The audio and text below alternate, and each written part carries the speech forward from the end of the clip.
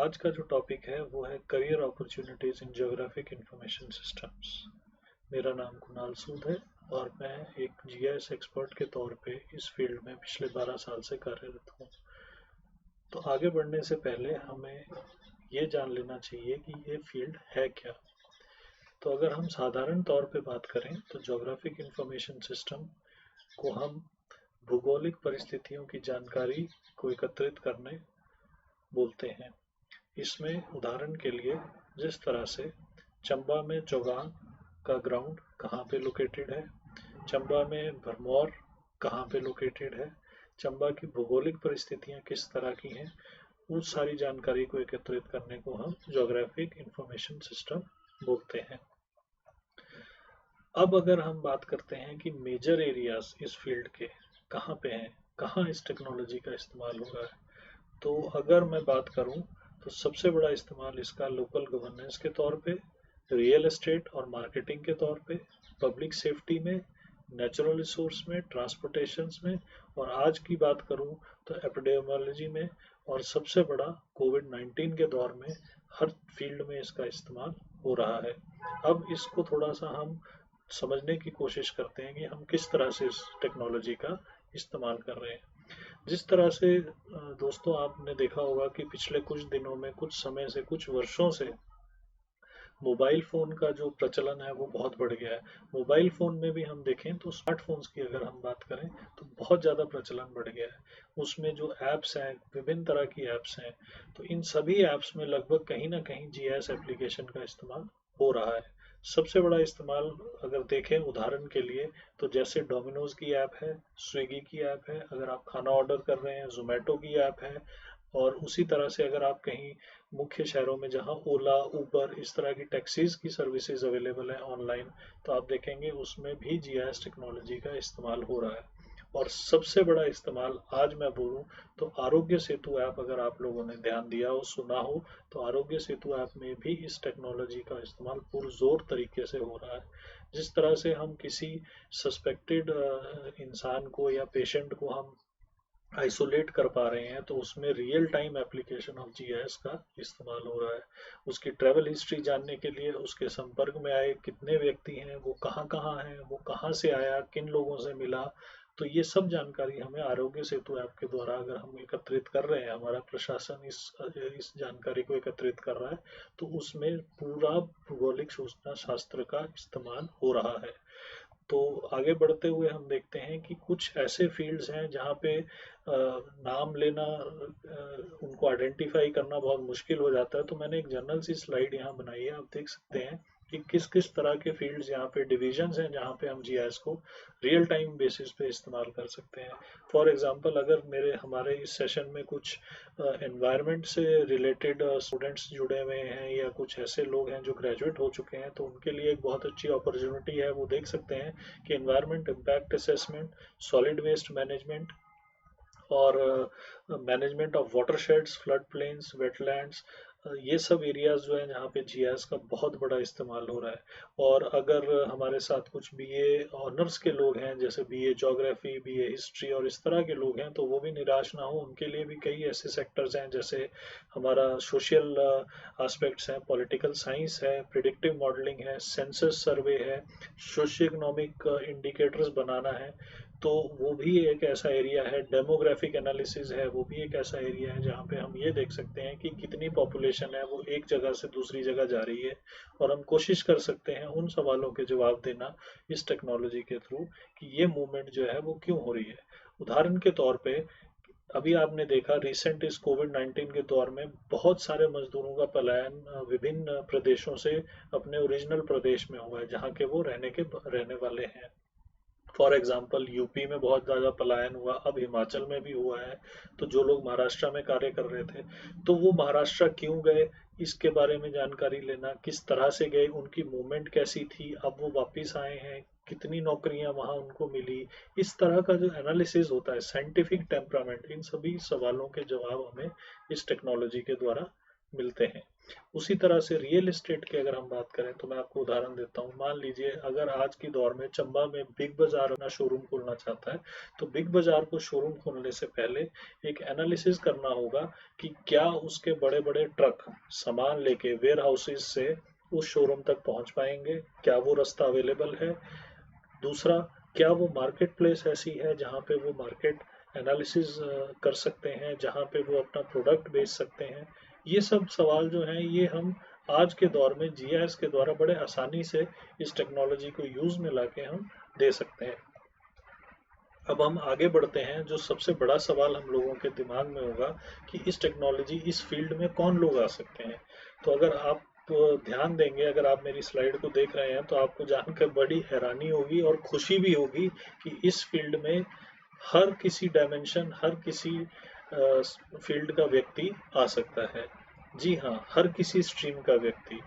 कोई ऐसी स्ट्रीम नहीं है जिसको हम बोल सकते हैं कि वो इस फील्ड में नहीं आ सकता है। हाँ, ज़रूर कुछ शर्तें रहती हैं, लेकिन हर फील्ड का इंसान ये सोच सकता है कि मैं इस फील्ड में आ सकता हूँ। तो ये बहुत बड़ा एक ओपन फील्ड है, ओपन डायनामिक्स है, जहाँ पे कोई भी व्यक्ति किसी भी लेवल पे ज्वाइन कर सकता है। तो जिस तरह से अगर अंडर ग्रेजुएट्स हैं, बीए है हिस्ट्री, ज्योग्राफी और हिंदी और इस तरह इंग्लिश के, या बीएससी हैं, ऑनर्स में हैं, बीटेक हैं, बीसीए हैं, ये सब भी लोग ज्वाइन कर सकते हैं। पोस्ट ग्रेजुएट्स हैं, एमए, एमफिल, एमएससी, एमटेक, ये सब लोग भी इस फील्ड को ज्वाइन कर सकते हैं। और डिप्लोमा होल्डर्स और आईटीआई वाले, आईटीआई कंप्यूटर्स, आईटीआई इलेक्ट्रॉनिक्स, इस तरह के लोग भी इस फील्ड में बहुत बहुत नंबर में ज्वाइन कर चुके हैं। खासकर आईटीआई, कुछ सिविल इंजीनियरिंग होते हैं, जेईज होते हैं, ये सब भी इस टेक्नोलॉजी का आज की डेट में इस्तेमाल कर रहे हैं। तो करियर अपॉर्चुनिटीज़ किस तरह की रहती हैं? देखिए, करियर अपॉर्चुनिटीज़ का जहाँ तक सवाल है, उसमें सबसे बड़ा मैटर करता है कि आपकी क्वालिफिकेशन किस लेवल की है। उस लेवल की आपको सैलरी मिलती है और उसी लेवल की आपको जॉब प्रोफाइल मिलती है। तो अगर मैं बिगिनर लेवल की बात करूँ, फील्ड लेवल की बात करूँ, जिसको हम बोलते हैं सबसे नीचे लेवल, एंट्री लेवल, तो वहाँ पे आप एज अ सर्वेयर ज्वाइन कर सकते हैं, डेटा कलेक्टर ज्वाइन कर सकते हैं। आजकल आपने देखा होगा ड्रोन पायलट्स का भी एक बहुत बड़ा बूम आया है। जितने फॉर एग्जांपल अभी आप देखें कि फोटोग्राफर्स थे जो जैसे शादियों में वीडियोस वगैरह बनाते थे, तो इस कोविड के दौर में भी उनका एक प्रचलन बढ़ गया है, क्योंकि हमारी एडमिनिस्ट्रेशन लोगों के ऊपर निगरानी रखना चाहती है कि क्या वो सोशल डिस्टेंसिंग का पालन कर रहे हैं। तो वो ड्रोन पायलट्स भी कहीं ना कहीं इस टेक्नोलॉजी को इस्तेमाल कर रहे हैं, तो वो भी इससे अपना रोजगार कमा रहे हैं। तो आप देख सकते हैं कि बहुत ही डायनेमिक फील्ड है ये। उसके अलावा जो मिड लेवल की बात करें तो मैपिंग है, प्रोग्रामर्स हैं, वेब जीएस डेवलपमेंट है, मोबाइल ऐप्स हैं, एंड्रॉयड बेस्ड हैं। तो इसमें हमारे वो लोग दोस्त आ सकते हैं जिन्होंने थोड़ा सा प्रोग्रामिंग किया हुआ है, जिनके पास कुछ कंप्यूटर का डिप्लोमा है, कंप्यूटर की नॉलेज है, थोड़ा उनको प्रोग्रामिंग का इंटरेस्ट है, वो प्रोग्रामिंग कर लेते हैं, तो वो लोग मिड लेवल में आ सकते हैं। और फिर थोड़ा सा एडवांस लेवल पे आते हैं जब हम बात करते हैं मैनेजरियल लेवल की। तो मैनेजरियल लेवल में अगर हम बात करें तो एनालिस्ट हैं, स्पेशलिस्ट हैं, कंसल्टेंट्स हैं और एक्सपर्ट्स हैं। ये लोग वो होते हैं जो प्लानिंग करते हैं, किसी प्रोजेक्ट को फ्रेम करते हैं, कहीं मॉनिटरिंग करते हैं, कहीं उसकी ट्रांसपेरेंसी की बात करते हैं, और जहाँ पे ये पूरा फ्रेमवर्क सेट करते हैं। फॉर एग्जांपल अगर मैं डिजास्टर मैनेजमेंट की बात करूं तो वहाँ पे एक्सपर्ट्स और स्पेशलिस्ट को हायर किया जाता है, क्योंकि वो ये देखता है कि मान लीजिए चंबा में लैंडस्लाइड प्रोन एरियाज हैं, तो कौन से ऐसे एरियाज हैं, कौन से ऐसे रास्ते हैं जो बरसात के टाइम पे बंद होने वाले हैं, संवेदनशील रास्ते कौन से हैं। तो इस बारे में जो जानकारी अगर हम पहले से ही बना लें तो वो मैपिंग जो हम करेंगे वो मैनेजरियल लेवल पे होगी। तो ये बड़ा मिक्स्ड सा फील्ड है। अब बात आती है कि सर्टिफिकेशंस अगर हमें इसमें करनी हो तो हम कहाँ से कर सकते हैं। देखिए, सर्टिफिकेशंस ऑल ओवर इंडिया बहुत सारे इंस्टीट्यूट्स हैं जो करा रहे हैं। मैं बड़े प्रमुख इंस्टीट्यूट्स का नॉर्थ इंडिया की बात कर रहा हूँ। तो सबसे टॉप पे चलता है आईआरएस देहरादून। ये हमारी जो स्पेस एजेंसी है, अगर आपने सुना हो इसरो, तो उनका ही एक टीचिंग का आप यूनिवर्सिटी कह लीजिए, कॉलेज कह लीजिए, ये उनका ही एक पार्ट है जो पीजी डिप्लोमा और मास्टर्स प्रोग्राम कराता है, पीएचडी भी करवाता है। तो यहाँ से अगर आप करते हैं डिग्री, तो ये सरकारी इंस्टीट्यूट है, आप करते हैं, इसमें आपको फेलोशिप्स भी मिल जाती हैं, स्कॉलरशिप्स भी मिल जाती हैं, और आप अपना जो डायमेंशन है उसको और बढ़ा के एक साइंटिफिक टेम्परामेंट भी ला सकते हैं। आप असिस्टेंट प्रोफेसर बन सकते हैं, साइंटिस्ट भी बन सकते हैं, और प्राइवेट में भी जा सकते हैं। उसके अलावा एचपीयू शिमला जो है हमारी ट्रेडिशनल यूनिवर्सिटी, वहाँ पे advanced PG diploma in remote sensing and GIS का एक डिप्लोमा करवाया जाता है। तो आप इनकी वेबसाइट देख सकते हैं। इसके साथ ही साथ हमारी जो एग्रीकल्चर यूनिवर्सिटी पालमपुर में स्थित है, वहाँ पे भी कई ट्रेनिंग प्रोग्राम चलते हैं टाइम टू टाइम, और आप वहाँ उनकी वेबसाइट देख सकते हैं। साथ ही साथ अभी जैसे मुझे कुछ जानकारी प्राप्त हुई है, तो कुछ सर्टिफिकेट प्रोग्राम्स भी वहाँ पालमपुर में शुरू होने वाले हैं। तो शायद वो आने वाले समय में आपको खबरों के द्वारा या आपके वेबसाइट के द्वारा आप उसको शायद देख पाएंगे कि वहाँ पे भी शायद ये सर्टिफिकेट प्रोग्राम्स शुरू हो जाएंगे। इसके अलावा हमारी पंजाब एग्रीकल्चर यूनिवर्सिटी है, Hisar agriculture, Haryana agriculture university है, और जम्मू की ट्रेडिशनल यूनिवर्सिटी, यहाँ पे भी विभिन्न विभिन्न डिप्लोमास को वो करवा रहे हैं। तो ये तो थे सरकारी। इसके बाद आती है बात प्राइवेट इंस्टीट्यूट्स की। देखिए, प्राइवेट इंस्टीट्यूट्स बहुत सारे हैं, ईएसआरआई से रिलेटेड हैं, लवली प्राइवेट यूनिवर्सिटीज़ हैं, और कई ऐसे यूनिवर्सिटीज़ हैं, इंस्टीट्यूट्स हैं, नाम मतलब बहुत लंबी लिस्ट हो जाएगी, तो आप एक्सप्लोर कर सकते हैं, जो ये डिप्लोमास, डिग्रीज और मास्टर्स प्रोग्राम और कई कुछ सर्टिफिकेशन वहाँ पे करवा रहे हैं। सर्टिफिकेशन करके आपको एक फ़ायदा होता है कि जैसे आपने सर्टिफिकेशन कर लिया, तो एक तो आपको थोड़ा सा नॉलेज हो जाता है फील्ड का, प्लस आपके पास एक डॉक्यूमेंट हो जाता है कि हाँ, आपने कुछ ना कुछ इसमें काम किया है, आपको जानकारी है, आप एक टेक्नोलॉजिकल प्लेटफॉर्म पे सामने आ जाते हैं। बिना सर्टिफिकेशंस के भी जॉब मिलती है, लेकिन फिर वही बात होती है कि वो मैं नहीं चाहता कि आप लोग एक छोटे लेवल पे एंट्री लेवल तक ही बंधे रह जाएं। थोड़ा सर्टिफिकेशन करने का अगर आपके पास समय है तो ज़रूर करिए, और बहुत महंगे नहीं है कोर्सेज, अलग अलग रेट्स हैं इसके, आप ढूंढ सकते हैं, देख सकते हैं।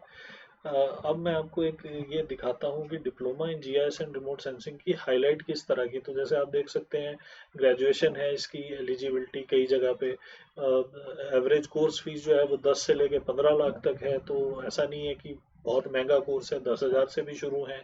और सैलरीज भी फिर वही बात आ जाती है कि 3 लाख से लेके 15 लाख तक है। और आपकी जो इंडस्ट्रीज हैं वो कौन सी हैं, देखिए, आप सेंट्रल गवर्नमेंट में जा सकते हैं, नेशनल डिजास्टर मैनेजमेंट एक बहुत बड़ा इंस्टीट्यूट है, इंटरनेशनल प्रोजेक्ट्स में आप काम कर सकते हैं एनजीओज के साथ, डिपार्टमेंट ऑफ फॉरेस्ट है हमारा, फिर रीजनल रिमोट सेंसिंग सेंटर्स हैं, एनआरएससी वगैरह है। और जॉब एरियाज क्या हैं आपके, तो सेंट्रल ग्राउंड वाटर बोर्ड्स हैं, डिफेंस में बहुत आप काम कर सकते हैं, डिफेंस में भी जीआईएस, अगर आप आर्मी की तरफ थोड़ा रुझान रखते हैं तो आप उसमें भी जॉब्स निकलती हैं, मीटरोलॉजी, और उसके अंदर भी जीआईएस के एक्सपर्ट्स को मांगा जाता है टाइमली।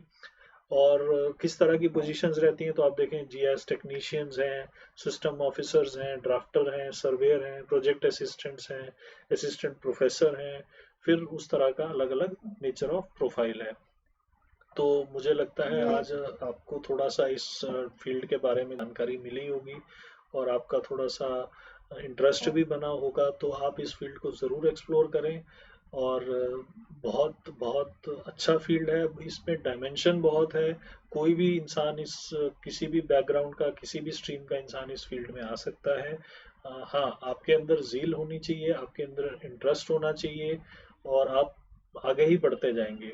और प्राइवेट में तो बहुत सारी जॉब्स हैं, इवन अब विद इन स्टेट्स भी बहुत सारी जॉब्स आ रही हैं। उदाहरण के लिए मैं बोलता हूँ, जैसे ई ग्राम पंचायत सेंट्रल गवर्नमेंट ने स्टार्ट किया, तो उसमें भी सारी मैपिंग हो रही है एक एक पंचायत की, उसमें भी सारी इंफॉर्मेशन आ रही है। फॉर एग्जांपल, अभी रिलायंस ने जियो के टावर्स लगाए, कहाँ कहाँ लगेंगे, कैसे लगेंगे, कितनी दूरी पे लगने चाहिए, उनका सिग्नल क्या है, तो वहाँ पे भी एक टीम रहती है। उसी तरह से आपका जो ऑप्टिकल फाइबर्स बिछाने हैं, रेलवे लाइन का काम है, रोड वाइडनिंग का काम है। तो अगर आपने ध्यान दिया होगा, रोड वाइडनिंग की जब काम चलता है, तो वहाँ पे भी दो तीन लोग आपने देखा होगा दूरबीन से एक दूसरे को देख रहे होते हैं। तो कई बार हंसी भी आती है, लेकिन वो सोचने की बात है कि वो भी इसी टेक्नोलॉजी का इस्तेमाल कर रहे हैं। तो फील्ड बहुत ज़्यादा है, वो नेशनल हाईवे में उनकी अथॉरिटी ऑफ इंडिया में उनको जॉब मिली हुई है। तो ऐसी प्राइवेट कंपनीज है। हाइडल प्रोजेक्ट जो आपने देखा होगा चंबा में विशेषकर कई हाइडल प्रोजेक्ट्स हैं, तो वहाँ पे भी जीआईएस टेक्नीशियंस हैं, जेईज हैं जो ये काम कर रहे हैं। तो ये सब फील्ड्स हैं। आप लोग आइए, ज़रूर इस फील्ड को अपनाइए और आगे बढ़िए, और इवन सेल्फ सस्टेनेबल बनिए, और आप लोग कर सकते हैं। और इसी के साथ मैं आपका धन्यवाद करता हूं, और आप लोगों के लिए गुड विशेस, और आप लोगों से रिक्वेस्ट है कि सभी घर पे रहें, सेफ रहें, और आसपास का भी ध्यान रखें, और सब सेफ रहें। धन्यवाद।